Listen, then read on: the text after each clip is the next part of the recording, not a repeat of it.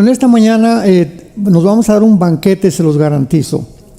Tenemos un banquete espiritual. Creo yo que este seminario de profecías, porque es un seminario, ojalá que todos hayan traído su Biblia, una hoja para apuntar, una libreta, como buenos estudiantes de la Biblia, me imagino, porque vamos a cubrir las profecías, todas las profecías del libro de Daniel. Vamos a introducirnos muy profundamente, porque el libro de Daniel es una narrativa maravillosa, precisamente que trata con los tiempos finales. Así que es importante poder distinguir entre los tiempos finales y los últimos días.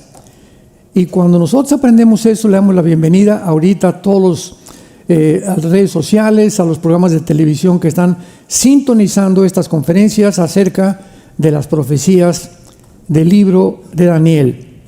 Muy bien. Es importante ver algunos datos en primer lugar. Escuchen esto.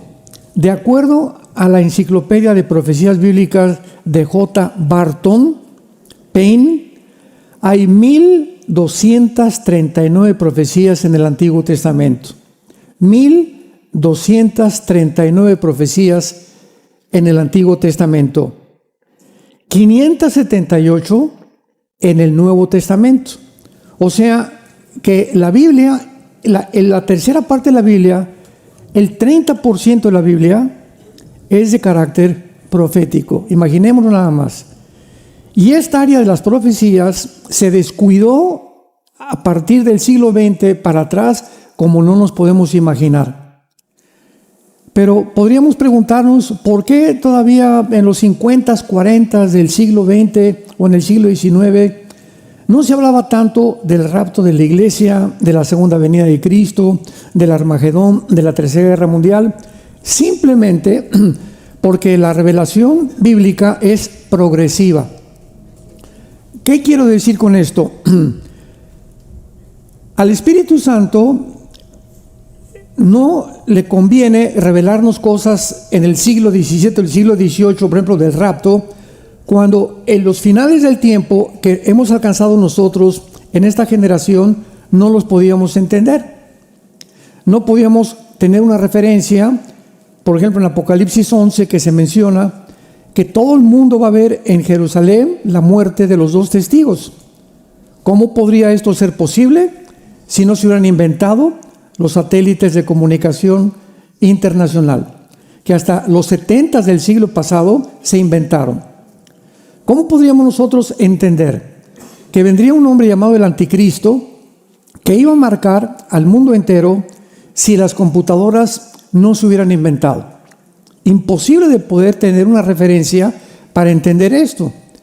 Pero ahora que desde los 70s del siglo pasado la tecnología ha avanzado con una velocidad impresionante, comenzamos ya a poder relacionar, pues ahora con los chips, con la inteligencia artificial, con la genética, ya podemos entender y conectar las profecías y ya cobran sentido común. Ya podemos comprender la mente maravillosa de Dios y la impresionante inspiración sobrenatural de las Sagradas Escrituras a la luz de los inventos de la tecnología y el conocimiento del siglo XXI. Entonces vemos nosotros que hay 1500 pasajes en el Antiguo Testamento que se refieren a la segunda venida. 1500 pasajes en el Antiguo Testamento que se refieren a la segunda venida de Cristo. Y uno de cada 25 versículos en el Nuevo Testamento se refieren también a la segunda venida de Jesucristo. Cada vez que la Biblia menciona la primera venida, menciona 8 veces la segunda venida. Jesús menciona su venida 21 veces. Él mismo, Jesús, menciona 21 veces que Él vendría por segunda vez. Y lo que es más interesante de todo esto es que en el Antiguo Testamento no aparece el arrebatamiento de la iglesia. Porque dice Pablo en 1 Corintios 15, 53 al 54, que a Él se le reveló el misterio que habría una generación de seres humanos que íbamos a desaparecer, que no íbamos a morir. no íbamos a gustar lo que es la muerte. Nada más a Pablo. Y cuando Pablo habla de los misterios, significa verdades que en el Antiguo Testamento no estaban. Aparece el arrebatamiento de Enoc, Génesis 5, el arrebatamiento de Elías. También vemos que el apóstol Pablo se fue al tercer cielo, el apóstol Juan se fue al cielo y vio todo el Apocalipsis, pero la doctrina de un arrebatamiento no existía hasta el Nuevo Testamento por el apóstol Pablo. Entonces vemos de qué forma, mientras nos vamos acercando más y más al final, ahora que hemos llegado a la inteligencia artificial, ya no tenemos duda de que somos nosotros la última generación. Ya no se puede llegar a un nivel más elevado que al que hemos llevado en tecnología. Ahora, habiendo dicho esto, vamos al libro de Daniel inmediatamente y vamos a demostrar, antes de entrar a las profecías, que todas las profecías de Daniel se refieren a los tiempos finales, no a los últimos días. Vamos a ver la diferencia después de esto, porque hay personas que he oído que dicen, la semana 70 de Daniel ya se cumplió, o las profecías de Daniel ya se cumplieron, las del Apocalipsis también ya se cumplieron. Pero cuando nosotros cuidadosamente recurrimos a la etimología de las palabras, ¿qué significa esto? La etimología es la rama de la ciencia que determina el origen o las raíces de las palabras. Entonces, cuando vemos en el original hebreo, lo que vamos a ver rápidamente a continuación, no tenemos ninguna duda, porque en el original hebreo estas palabras están referidas a los últimos tiempos. Así que cualquiera que diga o que invente, no es que estas profecías ya se cumplieron, es porque no conoce la terminología original en el hebreo para determinar que está completamente equivocado. Veamos rápidamente Daniel 2, versículo 28. Todos los versículos que voy a mencionar nos van a servir de plataforma para confirmar, para determinar, para probar que las profecías son para los últimos tiempos. Daniel 2:28. Pero hay un Dios en los cielos, el cual revela los misterios, y él ha hecho saber al rey Nabucodonosor lo que ha de acontecer en los postreros días. Apunten la palabra acharit, como suena, con CH. Acharit yom. Es la palabra en el hebreo, acharit yom, que se usa en el libro de Daniel para determinar los últimos tiempos. Aquí está hablando el Espíritu Santo y mostrándonos que la visión del capítulo 2 de Daniel, que vamos a ver, la famosa estatua de Nabucodonosor, es una profecía de los imperios mundiales o de las naciones que van a formar el imperio o el gobierno final del anticristo. Es para los últimos días. Versículo 45 del mismo capítulo. De la manera que viste que del monte fue cortada una piedra, no con mano, la cual desmenuzó el hierro, el bronce, el barro y la plata y el oro, el gran Dios ha mostrado al rey lo que ha de acontecer a Harit Yom en el porvenir. Esto está claramente que esta profecía es para el final de los tiempos. Capítulo 8 de Daniel, versículo 17. Vino luego cerca de donde yo estaba, y con su venida me asombré, y me postré sobre mi rostro. Pero él me dijo: entiende, hijo de hombre, porque la visión es ¿para cuándo? Para el tiempo del fin. Y aquí se usa la palabra et Enrique, T de tío, H, et kairos, o sea, para un tiempo determinado final. La visión del capítulo 8, versículo 19 del mismo capítulo. Y dijo: yo te enseñaré lo que ha de venir al fin de la ira. Asharit Sam, con Z. Asharit Sam en el hebreo. ¿Y cuándo es el fin de la ira? cuando termine Dios en la segunda venida a juzgar al mundo entero. Es imposible que puedan ser estas profecías antes. La ira termina en el capítulo 16 del Apocalipsis. Capítulo 10 de Daniel, versículo 14. He venido para hacerte saber lo que ha de venir a tu pueblo en los Asharit Yom, en los postreros días, porque la visión es para estos días. Esta visión que vamos a ver en el capítulo 10, vuelve otra vez el Espíritu Santo a confirmarnos que es para los últimos tiempos. Capítulo 11 de Daniel, versículo 36. El rey hará su voluntad, está hablando del anticristo, se ensoberbecerá, se engrandecerá sobre todo Dios, y contra el Dios de los dioses hablará maravillas, y prosperará hasta que sea consumada la ira. O sea, al final de la ira, el anticristo terminará la persecución en contra del pueblo de Israel. Capítulo 12, versículo 4. Pero tú, Daniel, cierra las palabras y sella todas estas profecías que están en el libro de Daniel, séllalas hasta el tiempo de ¿cuándo? Hasta el tiempo del fin. Muchos correrán de aquí para allá y la ciencia o el conocimiento aumentará.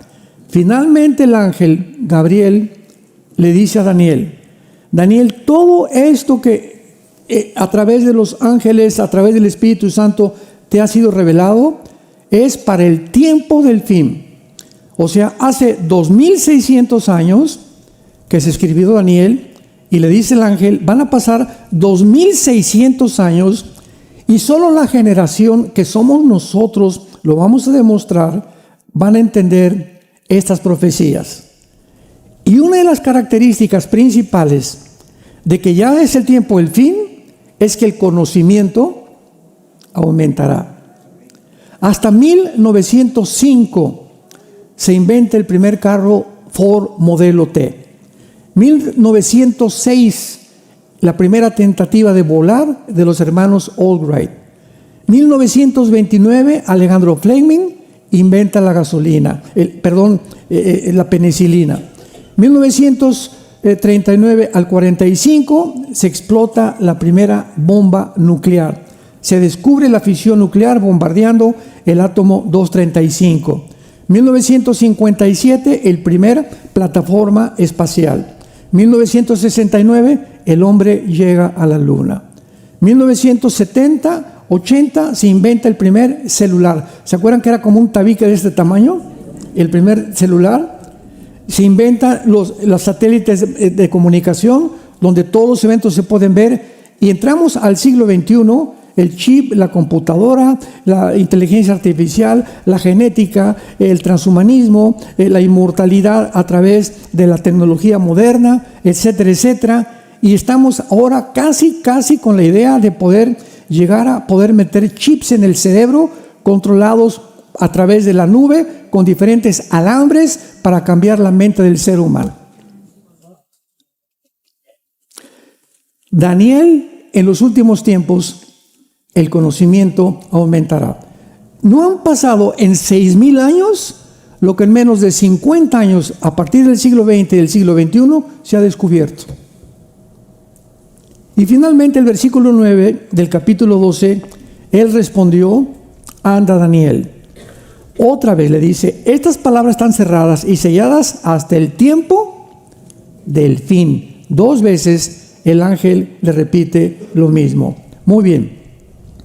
Habiendo pues demostrado que estas profecías son para los tiempos finales, ahora qué importante es que entendamos la diferencia de la terminología. Los últimos días son los de la iglesia. Los tiempos finales son los de Israel. Vamos a explicar.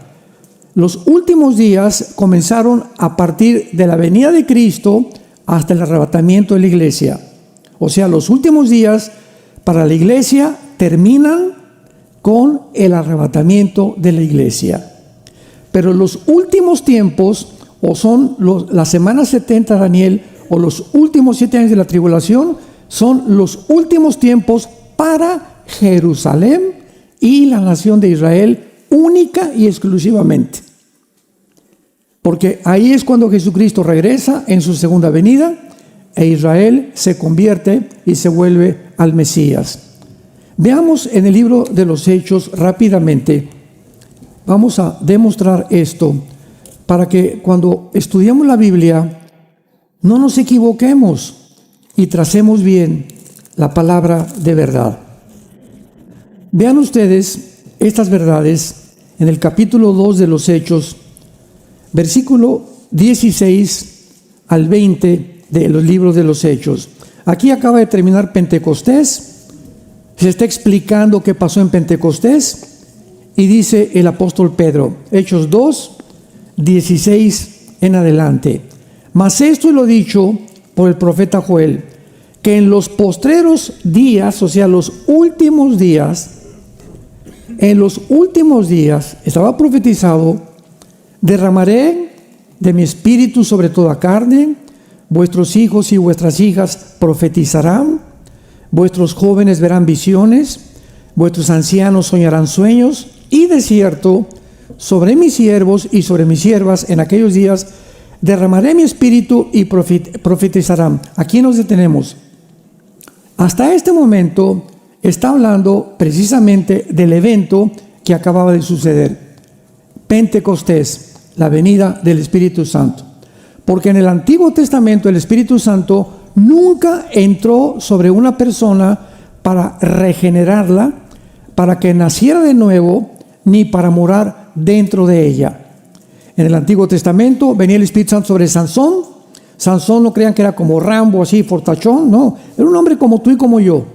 Pero bajo el poder del Espíritu Santo, cobraba Sansón fuerzas sobrenaturales, al grado que podía abrirle la quijada a un león, y con una costilla mató a más de quién sabe cuántos decenas de filisteos.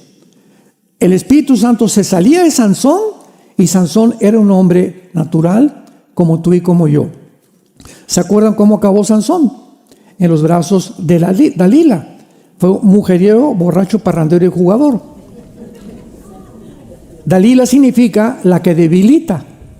Y la última mujer que debilitó a Sansón, lo durmió, venga chiminene, aquí se me acuesta, ¿verdad? Y le comenzó, sí, aquí como no. Y mientras estaba dormido Sansón en los brazos de Dalila, ella sabía que en su pelo se encontraba el símbolo de su fuerza y le cortó el pelo. Y abrió los ojos Sansón, viendo a los filisteos, y no pudo hacer nada. El Espíritu Santo lo había abandonado. Cosa que a nosotros, bajo el Nuevo Testamento, nunca nos abandonará el Espíritu Santo. Lo podemos lastimar, le podemos causar dolor, pero Él no nos dejará porque estamos sellados hasta el regreso de Cristo. Entonces, en el Nuevo Testamento, en Pentecostés, viene el Espíritu Santo a morar, a hacer de nosotros su habitación. 1 Corintios 6, 19. ¿Qué no saben que son el templo del Espíritu Santo? ¿Que no sois vosotros? Ahora entramos a un edificio y por favor, no digamos, vamos al templo el domingo. Ya ningún edificio se llama templo. Antes era un templo el tabernáculo, el de Salomón, el que hizo Herodes, el que fue destruido en el año 70 después de Cristo, pero ahora nosotros somos el templo. Entonces, cuando nos reunimos como estamos reunidos ahorita, esta es la iglesia. La iglesia es el conjunto de seres humanos bautizados, sellados y habitados por el Espíritu de Dios. Que es la palabra Cristoanos, cristiano. La palabra Cristos es la palabra Mashiach en el hebreo, que es en el Nuevo Testamento ungido, anos pequeño. Que es un cristiano, es un ungido pequeño. Eso es lo que es un cristiano. No es el que va a misa, no es el que pertenece a una iglesia, no es el que va a la iglesia pentecostal o presbiteriana, como se llame. Es la persona que tiene morando el Espíritu Santo. Y las iglesias tanto evangélicas como católicas, griego ortodoxas, están llenas de personas que se llaman cristianas, que asisten a esa iglesia y no tienen al Espíritu Santo. Y viven engañadas, y cuando venga el arrebatamiento se van a quedar. Entonces vemos claramente que aquí se habla del derramamiento del Espíritu Santo en los últimos días, y los versículos 19 y 20 se habla de los tiempos finales. O sea, en este pasaje encontramos los últimos días y los tiempos finales. Dice el versículo 19: y daré prodigios arriba en el cielo, señales abajo en la tierra, sangre y fuego y vapor de humo. El sol se convertirá en tinieblas, la luna en sangre, antes que venga el día del Señor, que es el día de la ira, el día de los 21 juicios del libro del Apocalipsis. ¿Me van siguiendo? Entonces, desde Cristo hasta nosotros somos los últimos días. Pero aquí las señales cósmicas pertenecen a Mateo 24, 29 y 30 y 31. Lo conectamos con otros pasajes y nos damos cuenta que son las señales que vendrán antes que venga Jesucristo. El sol se oscurecerá, la luna también, etcétera, etcétera. Se pondrá como sangre antes que venga el día del Señor. Esta frase, el día del Señor, se refiere a los 7 años de la tribulación. Muy bien, vamos pues ahora e iniciemos nuestro estudio con estas bases sobre el libro de Daniel. Capítulo 1 de Daniel.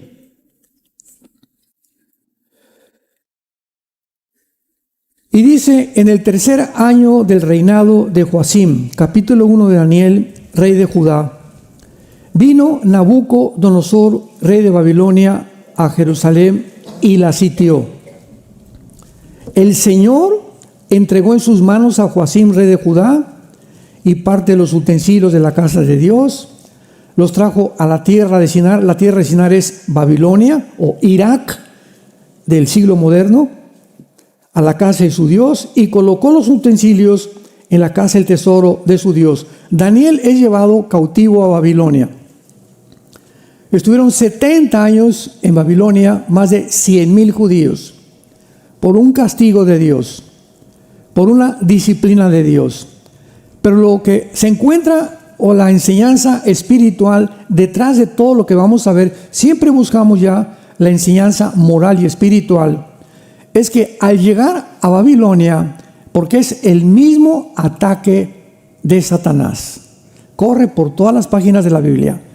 Al llegar a Babilonia, estos jóvenes, Daniel y sus 3 amigos, lo primero que el rey les manda es que, dice el versículo 4, que encontraran muchachos en quien no hubiera tacha alguna, bien parecidos, sabios en conocimiento, con entendimiento, e idóneos para estar en el palacio del rey, y que les enseñaran las letras y la lengua de los caldeos. Muy bien, el primer intento de Satanás, que lo vemos aquí, es que al llegar a Babilonia, lo que el diablo quería hacer inmediatamente es desprogramarlos.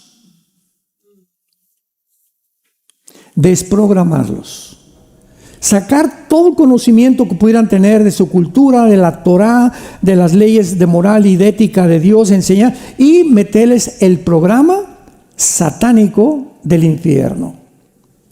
Qué interesante que este muchacho que mataron, Charles Kirk, dedicó los pocos años que tuvo de vida a esto, precisamente cuando él fue impactado por el primer capítulo de Daniel y entendió lo siguiente: todas las universidades de Estados Unidos, Columbia, Princeton, Yale, Harvard, la mayoría de las de Texas, todas estas universidades han sido financiadas, escúchenme con mucho cuidado, y sostenidas por billones de dólares de la nación de Qatar, que está junto al Golfo Pérsico, por el emir de Qatar y de la nación de Irán. Y lanzaron a Harvard, lanzaron a Columbia, a Yale, a Princeton, etcétera, etcétera, toda la doctrina de la izquierda, para sacarles a todos los alumnos de aquí de Estados Unidos todo su patriotismo, su nacionalismo. De ahí vino Intifada, y ahí vino todos los grupos que en el último gobierno de Biden trataron de borrar de Estados Unidos. Obama fue el primer presidente que dijo: esta nación no es cristiana. Vino un programa para tratar de desprogramar a los americanos, principalmente a los jóvenes, de su educación cristiana principalmente. ¿Y qué hizo este muchacho Charles Kirk? Agarró y se fue a la mayor parte de las universidades a retar a los estudiantes en contra del aborto, en contra de la ideología de género, que el hombre es hombre, que la mujer es mujer, etcétera, etcétera, y retarlos a que le demostraran a él, ¿verdad? Porque siempre decía: pruébenme que estoy equivocado, de que realmente era mucho más coherente, más racional creer que el aborto tiene que ser algo contra de Dios, que no puede haber tal cosa como un niño de 5 años enseñarle a masturbarse, la ideología de género, y enseñarles que pueden cambiarse de sexo los niños menores de 12 años de edad, porque estaba llenando todas las universidades. Yo recuerdo, nuestra hija Salem le dieron una beca en la Universidad de Harvard para un mayor. Después de que se graduó aquí en Dallas, nuestra hija Salem, ya está casada ahorita, fue a Harvard, y cuando fuimos allá a su graduación, todas las calles de Boston llenas con las banderas: liberen a Palestina, etcétera, etcétera. El movimiento LGTB, liberen a Palestina. Si los del movimiento LGTB hubieran sabido que los palestinos asesinan a homosexuales y que está prohibido en Gaza el homosexualismo y el transgénero, entonces no andarían con esas banderas. Vean ustedes nada más lo que es la psicosis colectiva. O sea, no saben ni por qué hay banderas, no saben ni qué significa liberen a Gaza. Libérenla, pero de los terroristas, no de los que quieren ayudarlos. Pero es una confusión tan grande en el mundo por los programas que han oído de los medios de comunicación. Entonces, también a nuestros hijos y a tus hijos, cuando vayan a la escuela, el diablo los va a querer desprogramar.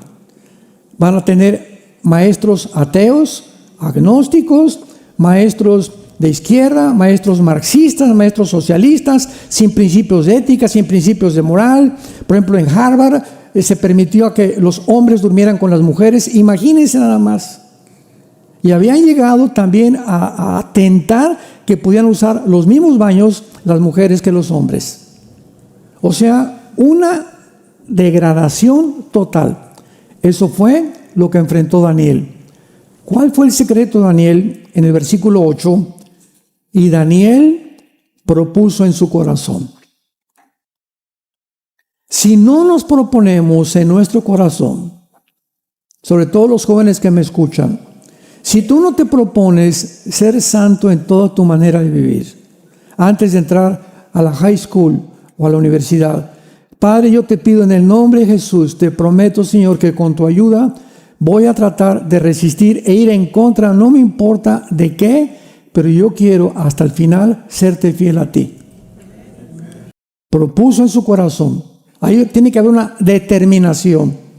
Yo propongo ir a mi oficina a trabajar y no verle las piernas a esa secretaria que las tiene arriba de la falda, arriba de las rodillas. Yo quiero y me propongo, si aparece algo en la televisión, cambiarle el canal inmediatamente. No quiero ver pornografía. Yo me propongo en mi corazón que si estoy con amigos y comienzan a contar chistes groseros de mujeres, con permiso, yo me salgo. Me van a gritar: religioso, cristiano, ay nana, pareces nena, que me digan lo que quieran. Pero mi temor es a Dios, no a ellos.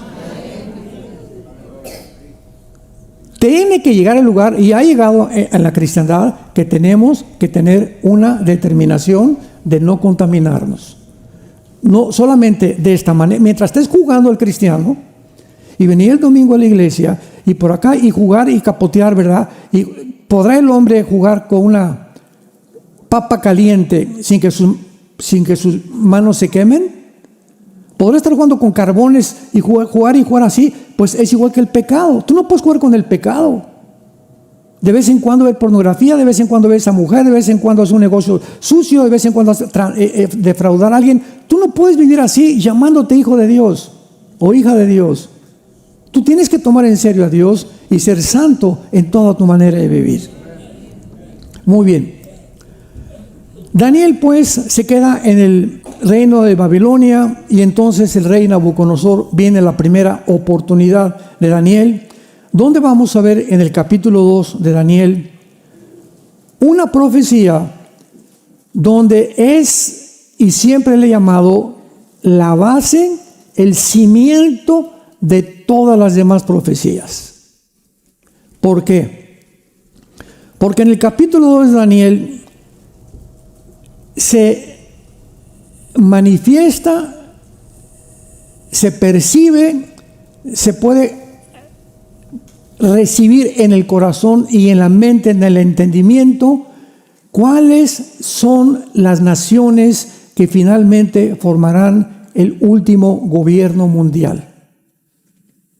Ahorita estamos en un mundo donde tenemos por un lado a China, tenemos a Rusia y tenemos a Estados Unidos. Son las principales naciones actualmente en el mundo que tienen poder. Las tres naciones: China económicamente, Rusia tiene el armamento nuclear más grande que China, que Corea del Norte, desde luego, y que los mismos Estados Unidos. Putin tiene más ojivas nucleares y submarinos nucleares que cualquier otra nación. Estados Unidos tiene una tecnología impresionante y cuando el presidente Trump llegó aquí a este país, a él le urgía levantar económicamente a Estados Unidos y que el dólar no fuera a ser desechado como la moneda que rija la compra del petróleo. Porque la deuda actualmente de Estados Unidos es de 35 trillones de dólares. Entonces, si quiere hacer Make America Great Again, si el presidente Trump quería hacer grande este país, ¿qué tenía que hacer en primer lugar? Proteger el dinero. Porque si cae el dólar, la deuda se le viene encima y se hunde el país. Estados Unidos no se ha hundido económicamente simplemente porque el dólar continúa como la moneda que está rigiendo la compra del petróleo, de los petrodólares. Entonces México quiere comprar este petróleo, lo tiene que convertir el peso en dólares. En Europa quieren comprar petróleo, tiene que convertir el euro en dólares. Quieren Rusia comprar petróleo, tiene que convertir los rublos en dólares, porque el dólar es desde 1945, de la Segunda Guerra Mundial, la moneda que rige la compra del petróleo. Pero el día que Putin y China y Corea del Norte y el BRICS famoso, que se están uniendo para sacar otra moneda y que el petróleo ya no se compre con el dólar, adiós Estados Unidos. Se le llama el arma secreta de Putin. A Putin no le interesa tanto mandar un misil a Washington ni a China. Simplemente con debilitar el dólar, Estados Unidos no tiene manera de defenderse. Entonces, ¿qué hizo el presidente Trump? Vio este peligro. ¿Y quién tiene el dinero en el mundo? Los árabes. Y se fue corriendo al Medio Oriente con Salimán. ¿Cómo estás, mi amigo Salimán? Vamos a hacernos compadres por aquí, por acá. Sí, cómo no. Con el emir de Qatar, a pesar de que en Qatar hay una base norteamericana, vamos a hacernos amigos. Ahorita no importa nada más que money. Inmediatamente Qatar dice: te compramos un avión. El Salimán, el presidente de Arabia Saudita, le acaba de decir a Trump: vamos a hacer un negocio por no billones, trillones de dólares. Vamos a comenzar a negociar. Y Arabia Saudita acaba finalmente esta semana de poner una condición. Muy bien, Estados Unidos, vamos a hacer esto con ustedes y te voy a mandar trillones de dólares, pero van a establecer un Estado palestino dentro de Israel. Toda la política es intereses políticos e intereses económicos. Yo voy con un presidente, te doy esto y él me dice: ¿y tú qué me das? Aquí no hay nada gratis en la política, no hay nada gratis. Llega a Estados Unidos y le dice, te prometo 35 F-35 aviones de combate. Le dice a Arabia Saudita, y Arabia Saudita le promete 3 trillones a Trump para protegerlo en el Medio Oriente, de Irán y de otras naciones. Todo es negociaciones. Y el presidente Trump no es político, es un empresario y es experto en hacer dinero. Entonces ahorita Estados Unidos, ¿verdad?, pues está en eso. Y ahorita la pregunta que tenemos todos es, ¿traicionará Trump a Israel? ¿Acabará Trump diciéndole finalmente a Israel, ahí nos vemos, ya no me importa lo que pase, me importa que Estados Unidos resurja económicamente otra vez? No lo sabemos, yo no me quiero adelantar.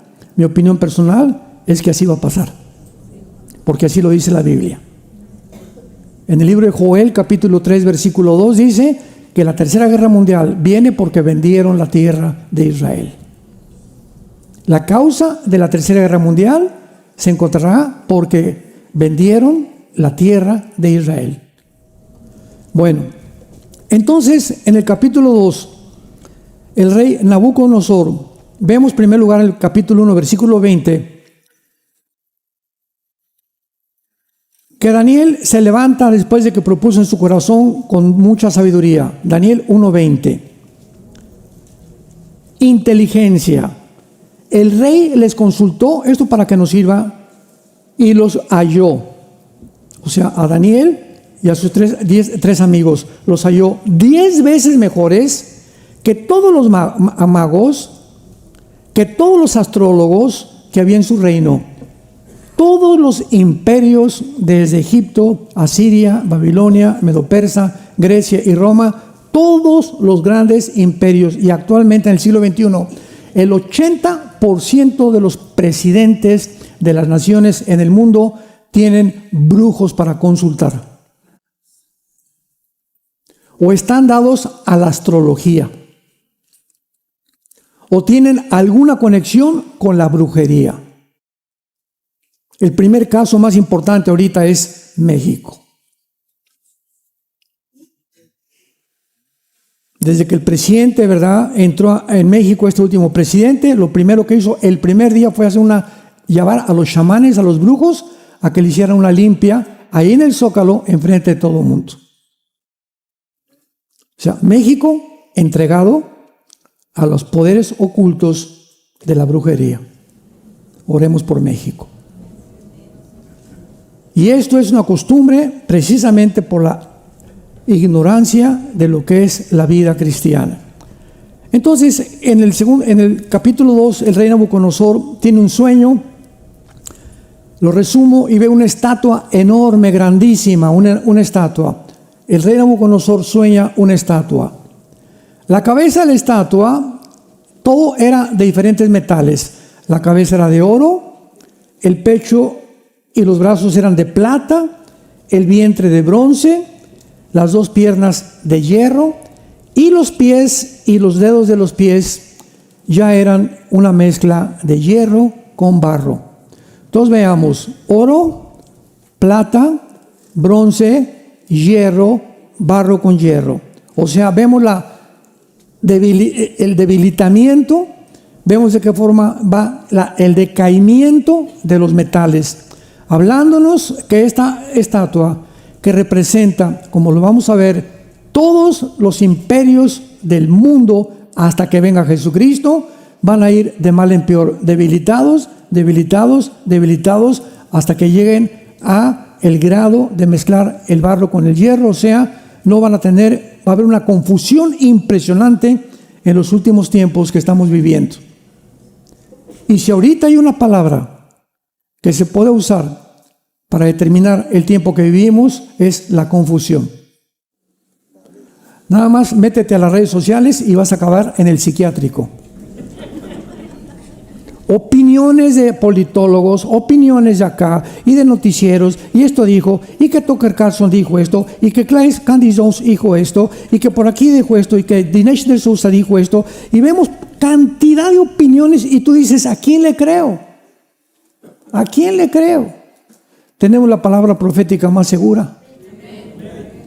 Esta es la razón por la cual Dios nos deja esta luz, amados santos de Dios, para que no perdamos el camino y podamos discernir a través del Espíritu Santo lo que se está oyendo y podamos tener un filtro para darnos cuenta que el mundo es un teatro.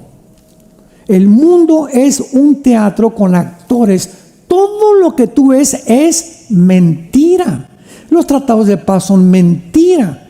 Las propuestas son mentira. Todos son intereses políticos y económicos.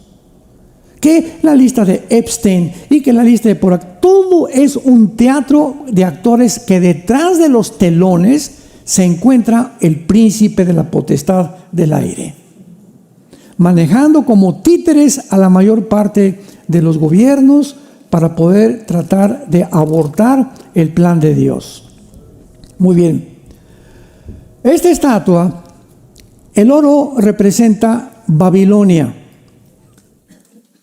Babilonia, apúntalo, es la región geográfica que cubre actualmente Irak y Siria. Porque en el Antiguo Testamento, Siria e Irak estaban en la tierra de la Mesopotamia, que significa la tierra entre dos ríos, ocupaban esa zona geográfica. Entonces ya comenzamos a ver, que vamos al final, que todas estas naciones que formaron estos imperios van a formar el gobierno del anticristo. Entonces tenemos ya con absoluta seguridad que el anticristo va a tener a Siria y a Irak actualmente, van a formar parte de su gobierno. Qué interesante que ya le derrocaron al presidente Assad, que entró al-Jolani, ex comandante de ISIS, ex comandante de Al-Qaeda, y ahora es el presidente o el dirigente o el líder de Siria, apoyado completamente por Turquía. Vamos a ver que Turquía también pertenece al gobierno del anticristo y que está controlado. Y mientras ahorita Jolani fue a la Casa Blanca hace 2 semanas y ahí estuvo con el presidente Trump y dices, ¿es un joke? ¿Es un chiste esto? ¿Cómo es posible, verdad, que un excomandante calificado como líder terrorista, clasificado como uno de los dirigentes del ataque del 7 de octubre, estén abrazados él y el presidente? Entonces, tenemos tantas cositas que se están moviendo que indican de alguna manera que algo sucio se encuentra detrás. Porque ¿cómo puede también Estados Unidos tener en Qatar una base militar? Cuando Qatar financió el 7 de octubre, la matanza en Israel. O sea, son cosas que dices, o sea, no tienen sentido. O sea, ¿qué está pasando? ¿Cómo es posible que esto esté sucediendo? Entonces, tenemos a Irak y a Siria en la cabeza de la estatua. Después, el pecho y los brazos representa el imperio medo-persa, que es Irán. Irán le cambió el nombre en 1935, de Persia a la República de Irán. Y en 1979 a la República Islámica de Irán. Entonces, Irán, sin ningún lugar a dudas, apúntalo en tercer lugar, va a estar en el gobierno del anticristo, Irán. Ahora que bombardearon Irán, me hicieron como 2 o 3 entrevistas y me preguntaron, no, Irán ya se acabó. Y les dije, Irán no se ha acabado, porque bíblicamente también el capítulo 38 de Ezequiel aparece con el nombre de Persia, invadiendo en la Tercera Guerra Mundial a Israel. Así que Irán está guardando lo peor todavía para los días que vienen. Ya tenemos a Siria, tenemos a Irak, tenemos a Irán. Muy bien. Luego tenemos en tercer lugar el vientre de bronce que representa al tercer imperio mundial después de los medos persas. ¿Quién fue? El imperio griego. Alejandro el Magno, a los 30 años de edad, había casi ya le faltó nada más ir a la India, pero Alejandro el Magno muere en Irak, en Babilonia, de un pasón que se dio de hashish, y quién sabe cuántas drogas, ¿verdad? Y se hizo homosexual también al final de su vida. Bueno, fue una vida completamente disipada. Pero vemos que Alejandro el Magno representa el tercer imperio, pero esto es importante, como lo vamos a ver cuando lleguemos al capítulo 8 de Daniel. Cuando muere Alejandro el Magno, todo esto está en el capítulo 8, que lo vamos a ver con detalles. Su imperio griego se divide en 4 generales, en 4 sitios diferentes. En el Medio Oriente se divide en Turquía y en Egipto. Y abajo en Siria y en Macedonia. Son las 4 naciones, los 4 generales en las que se divide el imperio griego. Entonces tenemos Siria, Egipto, Macedonia y Turquía. Y vamos a ver que de una de estas 4 divisiones, en el capítulo 8 lo vamos a ver, surge el anticristo. El anticristo surge o de Egipto, o de Siria, o de Turquía, o de Macedonia, de acuerdo a la Biblia. Y así va el libro de Daniel, reduciéndonos, hasta que lleguemos a la consumación del capítulo 12. Y las piernas de la estatua representan al imperio romano, que conquistó a los griegos. Los romanos absorbieron la cultura helénica, y Roma occidental duró 500 años aproximadamente. 500 años. Pero Roma oriental se extendió hasta Turquía, o lo que es Estambul, o lo que era antiguamente Constantinopla. Y 1100 años aproximadamente duró el imperio oriental romano, que se llamó el imperio bizantino, que finalmente fue conquistado por el imperio musulmán otomano. Entonces las 2 piernas vemos nosotros que están divididas, una en el oriente y otra en el occidente, porque así se dividió el imperio romano. Síganme con mucho cuidado aquí.